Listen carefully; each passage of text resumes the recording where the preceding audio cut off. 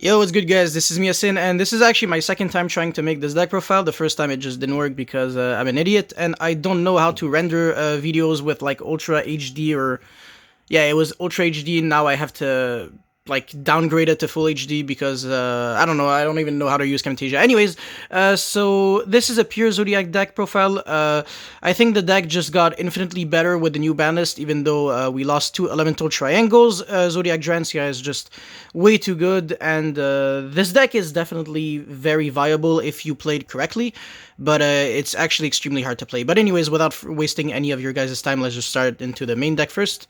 I won't show the side, I mean, there's not really a side deck to show because it's just gonna like change a lot depending on the meta. But anyways, so the first monster is definitely Zoodiac Thorblade.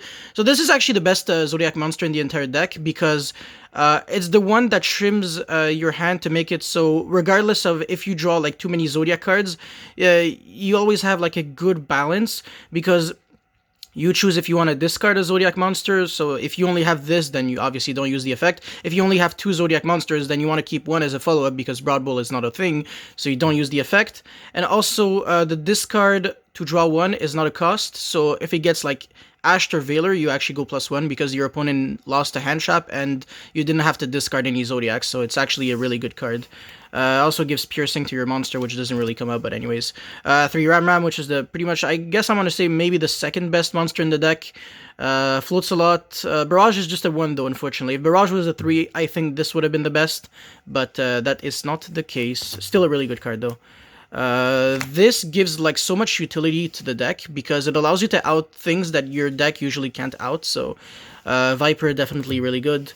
And then I played two final Zoodiac monsters, so for sure the one Rat and the one Bunny Blast. Bunny Blast is really interesting. It makes Rat insanely good. Actually, it makes it like Snowball in card advantage. It makes it look like you're playing Broad Bowl because you pretty much use Laika to revive back Bunny Blast once you send off Rat, and then you use Drancia to pop Bunny Blast and get back the Rat to your hand, and then next turn you actually have a follow-up. You can even send Barrage, and then Laika back the Bunny Blast, and then crash Bunny Blast and recycle back Barrage. So in other words, you can actually search Barrage, literally. It just takes like 2 turns, and while you're doing that, you're not really like interrupting your... Well, I mean, you are interrupting your opponent like turn 1 because you're making Drancia, but the second time, you're actually going Laika, bring back Bunny Blast, and now Drancia with Tigress. So it's not like the... It's only the kind of thing that you do when you have like a lot of utility cards. Like if your hand is like tanky with 4 traps, that's what I do. Instead of just like always going like Drancia control, because it's not always the way you win. So definitely something to consider actually. And I also considered the Kataroost, but its effect is like really bad. It's only good against Shaddolls because it stops the Shadow Dragon and the Squamata from popping your monster, but that's all it does honestly. So yeah. Then the only hand trap that I played was Ash because it's the most versatile. It's the one that hits control decks, but it kind of does nothing against combo decks. But combo decks are dead anyways, so that's fine. I'm not complaining. MST, no, actually, sorry, I'm actually really incredibly stupid. Wow, geez, I have to sleep a little bit more often. No, this is not MST, this is Cosmic Cyclone, sorry. If you can't play Cosmic Cyclone, it's not the end of the world. MST is just as good, honestly. It's just like, I guess it doesn't hit Will from Salamangreat, but that's like the only card that I can really think of. Yeah, it's really just for Will, the Cyclone, honestly. Apart from that, it's just a worse MST. And then a few drop power cards. I used to play 3 Desires. I cut it down to 2 because I really wanted to play something else at 3. You're gonna see soon enough, you're gonna have a heart attack. 3 Tanky, this is obvious. And then the 1 Barrage, press F in the chats. And then the 1 of Reborn. I don't play Shuffle Reborn because this is not like 2017 Zoodiac, so yeah. This is what I was actually talking about. So combo, I only actually play 3 now. I used to play 2. The thing is, since you can't make rank 4s easily, Daigusto Emerald is just like out of reach all the time. So the only way to like really recycle your resources is by having combo in your grave like at all times. And also this card is really tricky to use because if you use it and they DD Crow one of the targets, especially Drancia, then you lose, because not only do you not draw one, I don't even think you recycle anything, and also you lose your Drancia. So pretty much, I never use it, I always keep it in my grave, and then whenever they DD I chain combo and recycle everything, so they just wasted a hand shot for nothing. But like, you have to be really good with the timing, and also it's just a good card to draw, honestly. It just gives you that follow-up, and the deck is kind of slower. It's not like I said, without Broad Bowl, the deck is just like, you have to play it in a different way. You can't just take your 2017 deck list and apply it to this format and like expect it to work. So yeah, Lost Wind was one of the good traps that I thought would be good. Jeez, the cross on the sleeves is actually disgusting. Now that I mentioned that, I am pretty sure everybody's just going to see that. But anyways, Lost Wind is like a really good trap, I think, because when you brick, it's like the one that has the most ability. You can use it twice.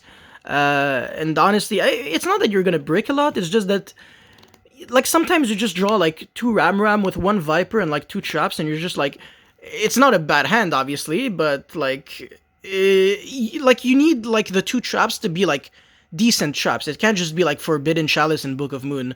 That's why I'm not playing them right now. If the format becomes like more aggressive, then maybe, because I want to be able to use the cards as soon as I draw them. But for now, Lost Wind is good. So yeah.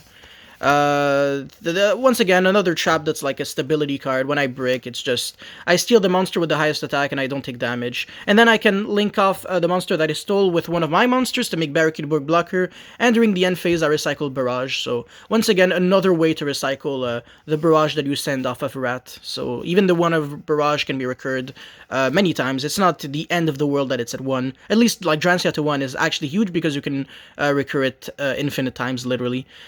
Yeah. Compulse, very, very good card. Nothing to say there. I'll never cut Compulse, honestly. Same with Strike. Just, these cards are just way too good, honestly. By far the best utility cards that you can play in the deck. Way better than Judgment. I despise Judgment and Warning, actually. I think they suck. Yeah. Anyways, I'll go with the part of the extra deck that I actually own. So, of course, one of Drancia. Not going to explain this. And Hammer Kong, Borbo. They suck, they never come up. Even Hammer Kong doesn't really come up. Because honestly, the only thing that really targets are impermanence, and that's pretty much it. So as long as you have the Ram underneath the Drancia, you're safe from everything, honestly. So Hammer Kong sucks. And also, it's really hard to get that like material in the grave turn 1, so you can actually revive. And it makes you lose to Nibiru when you summon like Hammer Kong and then Tigress and then Drancia. It's too many summons, so I actually never make Hammer Kong turn 1. It's really crappy. Oops, sorry, that's actually 4 cards. So yeah, 3 Leica, well, screw it, actually. 3 Leica and then 2 Tigress. This deck profile is already a mess, so who cares? I mean, this was obvious anyways. And then, 2 other Link 2s. No, 1 Link 1 and 1 Link 2. I already explained Barricade Borg, but Gravity Controller is just like, it's cool when you have a really bad Zoodiac monster and you need to out like an Avramax or like something that's just annoying, honestly. It's just attack over and that's it, problem solved. So, yeah. And then the 4 other cards in my extra deck are cards that I do not have at the moment. So there is Asa, the Earth Charmer. It's basically the Earth version of Hita. I have Utopic Future F-Zero. I have the Senka Link, which doesn't exist yet. It'll be out in Eternity Code.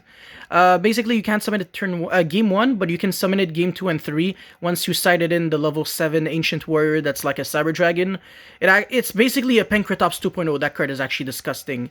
And the Senka Link is basically an insta-win as soon as you summon it. The effect is just a little bit too good. It's pretty much a bounce during either player's turn, and it's just a Link 2, so it's ridiculous. And also the final card that I'm playing, I believe is, oh yeah, it's the Infinite Track Link 3 monster. I also do not have that one on me at the moment, but people have been playing this in Zoodiac for a while. So yeah, that's pretty much all I have to say for the deck profiles. So anyways, thank you very much guys for watching, and if you have any questions, make sure to leave them in the comment section. And yeah, that's pretty much it. Yasin signing out. Peace!